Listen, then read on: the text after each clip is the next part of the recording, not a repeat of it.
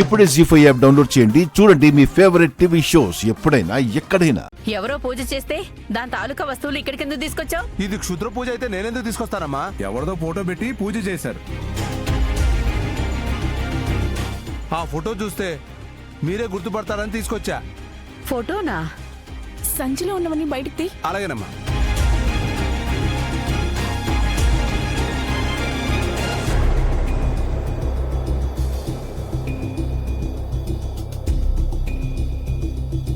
ఇవన్నీ పెట్టేసి ఏ పిచ్చోడు పూజ చేశాడో మన పొలంలో.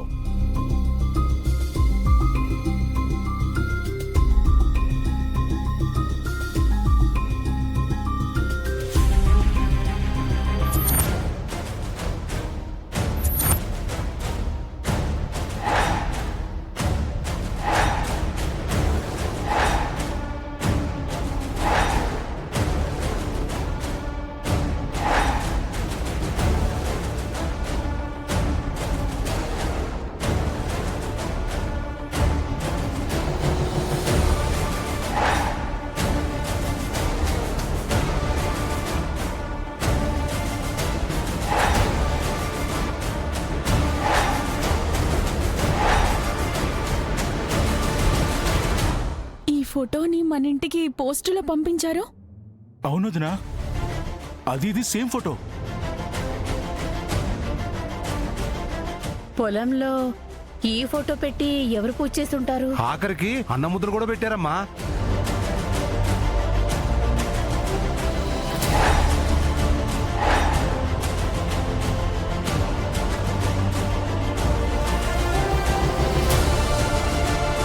సరే, నువ్వు వెళ్ళు.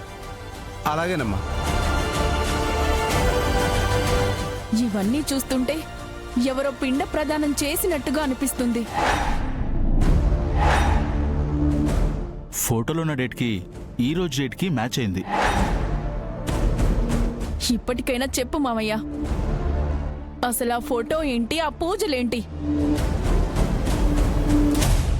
ఏంటండి ఇది? పొద్దున్నే పోస్ట్ రావడం, అడిగితే మీరు చెప్పకపోవడం, అదే ఫోటోకి పొలంలో పూజ చేయడం, ఇవన్నీ చూస్తుంటే మీకు ఈ ఫోటోకి ఏదో సంబంధం ఉండే ఉంటుంది. అసలు ఆ ఫోటోలో ఉన్నది ఎవరు? చెప్పండి, చెప్పండి, చెప్పండి. 12 ఏళ్ల క్రితం చనిపోయిన ఆవిడ ఫోటో మన ఇంటికి ఎందుకు వచ్చింది? ఆ ఫోటోలో ఉన్న ఆవిడకు మీకు ఏంటి సంబంధం? నాకు తెలియకుండా పెళ్లి చేసుకున్నారా, లేదా సెటప్ పెట్టారా? అత్తయ్య,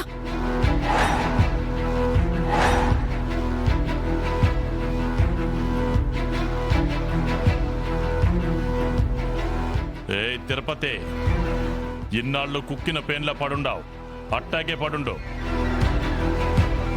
ఆ ఫోటో ఏంది, దాని కథ ఏంది అని అడిగావో చంపేస్తా. ఆల్రెడీ మీరు చంపేసిన ఆవిడ ఫోటోనే అయ్యుండొచ్చు మావయ్య. అసలు నిన్ను ఎవరు చంపకుండా చూసుకోండి. ఎందుకంటే ఈ ఇంటికే ఫోటో పంపించారు, మన పొలంలోనే పూజ చేశారు. రేపు మీకేదైనా అయితే మేమంతా కలిసి అదే పూజ మీకు జరిపించాల్సి వస్తుంది. మా నాన్నని అంత మాట అంటావే?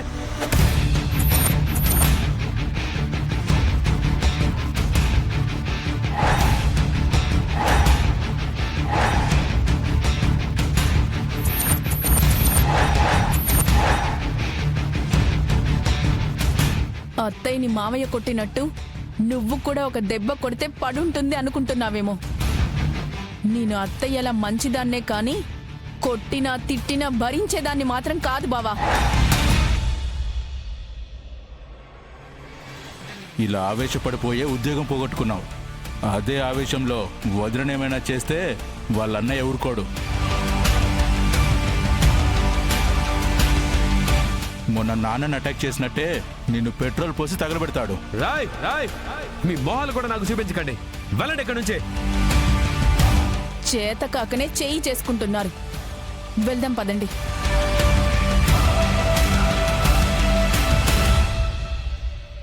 అడిగిన దానికి ఆన్సర్ ఇవ్వకుండా అరవడం ఎందుకన్నయ్య?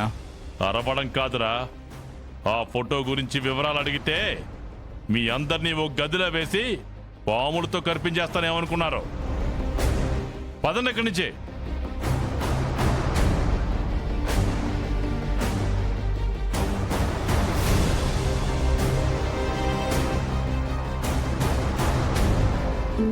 బాబు, నేను పెడతానులే.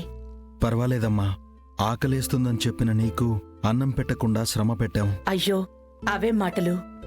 అమ్మ ఎప్పుడూ అలసిపోదు నాన్నా. మీ అందరికీ నేనొడ్డిస్తాను కదా.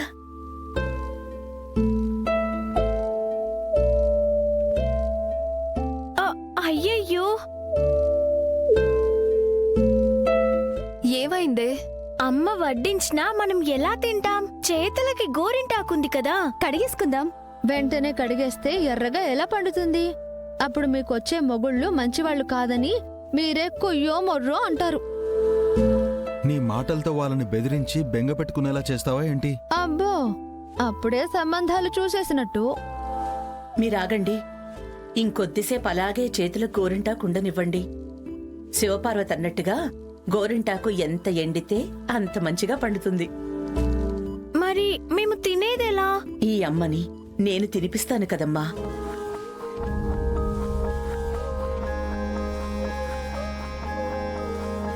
అవునా? ఎందుకులేమ్మా, మీకు ఆకలిగా ఉందని చెప్పారు, కానీ ఓపిగ్గా మా అందరికీ వండి పెట్టారు. మళ్ళీ మీరు తినకుండా మాకు తినిపిస్తారా? ఏం పర్లేదమ్మా. పిల్లలకి తల్లి తినిపిస్తే వచ్చే సంతోషానికి మించి ఏముంటుంది? నా చెల్లెళ్ళకి నేను తినిపిస్తానులేమ్మా. ఏ బాబు, ఈ అమ్మ తినిపించకూడదా? నువ్వు ఆగు బావా.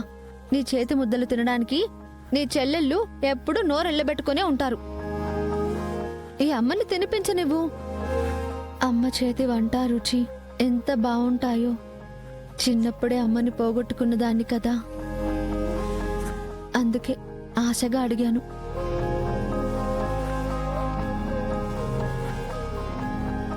మా అమ్మ కూడా మమ్మల్ని చిన్నప్పుడే వదిలేసి వెళ్ళిపోయింది.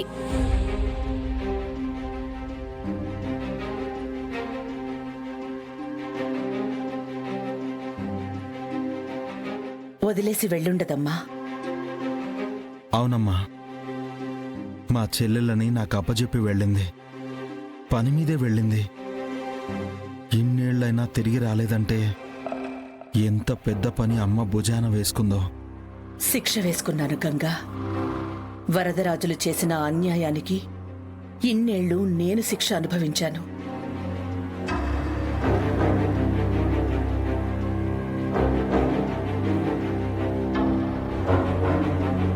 సరే, మీకు తినిపిస్తానుండండి.